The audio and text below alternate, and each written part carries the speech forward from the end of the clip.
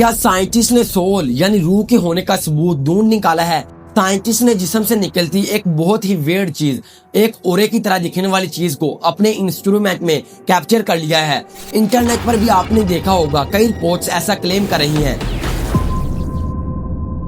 आप बिलीव नहीं करोगे साइंटिस्ट ने क्या देखा। इस इमेज को जरा ध्यान से देखना। यह है एक आदमी की अलग अलग वक्त पर ली गई तस्वीरें। इसमें जो ब्लू हिस्सा है वो नॉर्मल है, मगर जो ग्रीन, येलो और रेड एरियाज हैं वो जिस्म का हिस्सा एक स्पेशल किस्म की लाइट को रिलीज कर रहा है। एंड नो, ये इंफ्रारेड कैमरास की इमेज बिल्कुल नहीं है जो बॉडी हीट को कैप्चर करते हैं। इंफ्रारेड इमेज भी आपको दिखा देता हूँ, कुछ ऐसा दिखती है। बॉडी हीट सबसे ज्यादा मिड सेक्शन में होती है और इसीलिए ये एरियाज यहाँ पर लाइट अप हो रहे हैं, मगर एक्सपेरिमेंट में खींची गई फोटोज में मिड सेक्शन से जरा सी भी लाइट नहीं निकल रही। देखना कैसे चेहरे के सेंटर में ये लाइट के पार्टिकल सबसे ज्यादा नजर आ रहे हैं, मगर वहीं पर एक मरे हुए इंसान का इमेज कुछ ऐसा दिखता है, एकदम से नीला और बेजान। यह है एक और एग्जाम्पल। ये एक जिंदा चूहा और यह है एक मरा हुआ चूहा। तो ये चमकती हुई चीज आखिर है क्या जो एक जिंदा जीव में दिखाई देती है, बट वहीं पर उसके मरने के बाद अचानक से गायब हो जाती है, और जो बॉडी हीट भी नहीं है। अब यही एग्जैक्ट सवाल साल 2009 में तोहोको यूनिवर्सिटी के एक ब्रिलियंट जापानीज साइंटिस्ट मसाकी कोबायाशी को भी आया था, जिसका जवाब ढूंढने के लिए ही उन्होंने इस ह्यूमन लाइट वाले एक्सपेरिमेंट को परफॉर्म किया था। और मसाकी को कोई आइडिया नहीं था कि जो खोज वो करने वाले थे वो एक ऐसा इनकलाब लाएगी जो हमारी दुनिया देखने के नजरिए को हमेशा के लिए बदल कर रख देगी। अब इसी दौरान कईयों का ऐसा मानना था, इंक्लूडिंग मैनी साइंटिस्ट, कि इससे साफ सबूत सोल या फिर कॉन्शियसनेस के होने का हमें मिल ही नहीं सकता, और इसे बकायदा उन्होंने एक्सपेरिमेंट के जरिए परफॉर्म करके भी बताया। मगर मसाकी फिर भी इससे पूरी तरह कन्विंस नहीं थे। आखिर मसाकी इस अननोन लाइट सोर्स के बारे में ऐसा क्या जानते थे?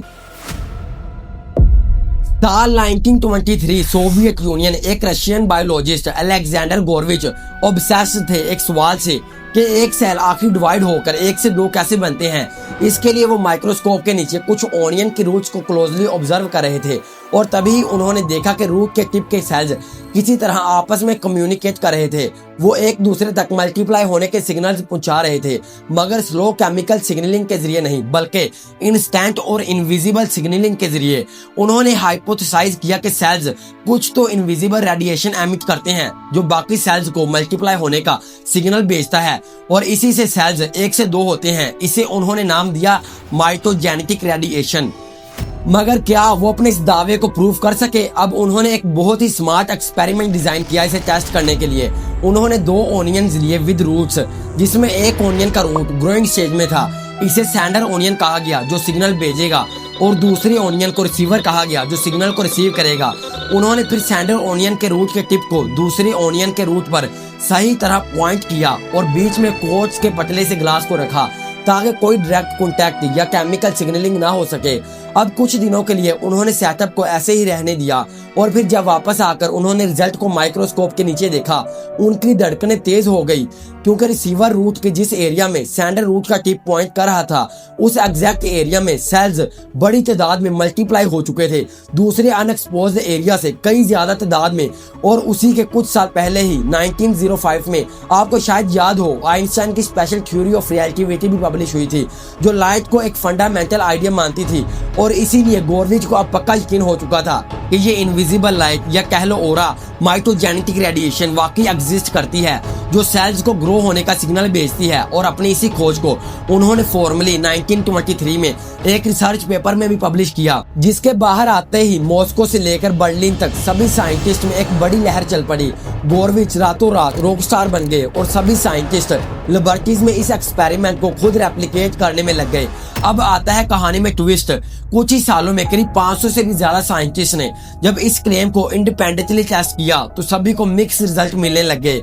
कुछ को ग्रोथ दिखती तो कईयों को कोई भी डिफरेंस नहीं दिखता, और उस मिस्टीरियस लाइट का भी कोई प्रूफ किसने नहीं देखा। अब इससे कई सालों से चुप बैठे क्रिटिक्स को भी बोलने का मौका मिल गया। गोरविच के रिसर्च को कई साइंटिस्ट आंखों का धोखा कहने लगे। एक फिजिसिस्ट लार्विंग लेगोमेड ने तो इसे सीधा पैथोलॉजिकल साइंस ही कह दिया, यानी कि बेसिकली बीमार साइंस। मगर गोरविच अपनी इस खोज को लेकर 100% कन्विंस थे।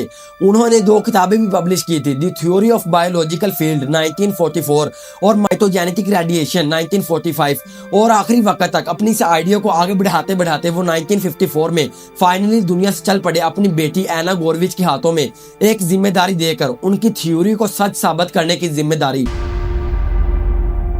साल 1962 टेक्नोलॉजी थोड़ी सी एडवांस हो जाती है। एक स्पेशल टाइप की डिवाइस से एक्सपेरिमेंट करते हुए एना के हाथ कुछ बड़ा लगता है जो उसके वालिद की खोई हुई इज्जत को वापस ला सकता था।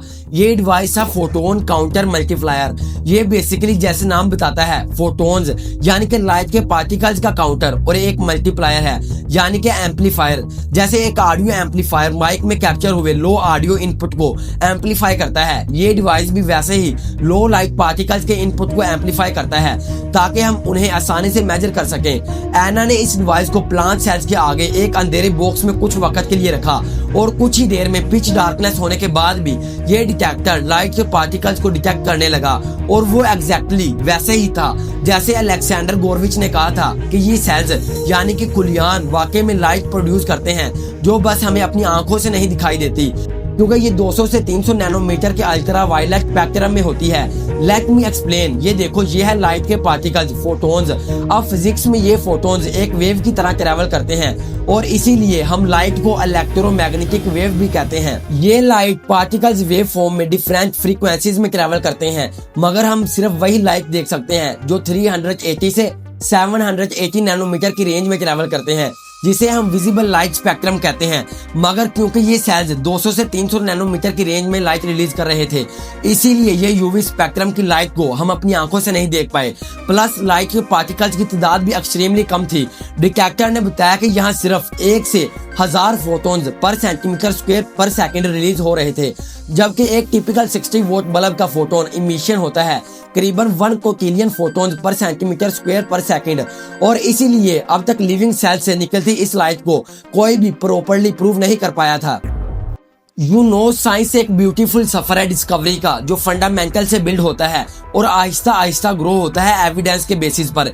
एक बड़ी डिस्कवरी को लोग कितने मुख्तलिफ एंगल से देखते हैं, कोई स्पिरिचुअल एंगल से तो कोई फितरत की ब्रिलियंस समझकर। मेरा मकसद आपको इस वीडियो में ये बताना था कि साइंस कैसे डेवलप होती है over a period of time. Science हमेशा फंडामेंटल से बिल्ड होती है और फ्रिट्ज एल्बर्ट पोप, कोर्तुकोव और मसारू इमोटो ने कुछ साइंटिफिक डिस्कवरीज के बेसिस पर अपनी कई थ्योरीज बना तो ली, विजुअल एक्सपेरिमेंट करके उन्हें डिमॉन्स्ट्रेट भी किया, लेकिन इनके कोई भी एक्सपेरिमेंट पीयर रिव्यूड नहीं थे यानी दूसरे साइंटिस्ट ने उन्हें चेक करके किसी रेप्यूटेड साइंस जर्नल में पब्लिश नहीं किया।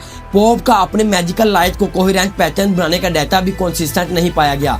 कोर्तुकोव अपने जीडीवी डिवाइस से कोई मैजिकल ओरा या एनर्जी फील्ड नहीं देख रहे थे बल्कि असल में मॉइस्चर प्रेशर और इलेक्ट्रिकल कंडक्टिविटी मेजर कर रहे थे। और इमोटो वो तो असल में बिजनेसमैन थे, अपनी बुक को न्यूयॉर्क टाइम्स बेस्ट सेलर बनाकर खुश थे। मगर इन आइडियाज ने आज तक एक बहुत बड़ी इंडस्ट्री क्रिएट कर दी है जो सोडो साइंस, पैरासाइकोलॉजी, मिस्टिकल साइंस और इवन के स्पिरिचुअल साइंस के नाम से चल रही है। और आज भी करोड़ों लोग इन बेबुनियाद चीजों पर यकीन करते हैं। साइंटिफिक आवाज दबा दी जाती है और सेंसेशनल स्टोरीज हमेशा प्रमोट होती हैं। ये मिस्टिकल आइडियाज कभी किसी साइंटिफिक जर्नल में पब्लिश नहीं हुए, सिर्फ उनकी किताबों में पब्लिश हुए। और ये आइडियाज बिल्कुल वही थे जो लोग सुनना चाहते थे, ना कि वो जो असल में बोरिंग सच है। इनकी लार्ज देन लाइफ थ्योरीज और क्रिस्मेटिक स्टोरी टेलिंग के नीचे सच की धीमी आवाज दब कर रह गई और फिर आखिर में जब सच ने तमाम सबूतों के साथ खुद को दुनिया के सामने पेश किया तो समझने वाले समझ गए और जो ना समझ सके वो फिर भी वही रह गए। उम्मीद करता हूँ ये वीडियो आपके लिए इन्फॉर्मेटिव रहा होगा दोस्तों। अगर आपको ये वीडियो पसंद आया हो तो यहाँ क्लिक करके हिस्ट्री से रिलेटेड भी वीडियोस देख सकते हैं। मिलते हैं नेक्स्ट वीडियो में, तब तक के लिए बहुत बहुत शुक्रिया दोस्तों।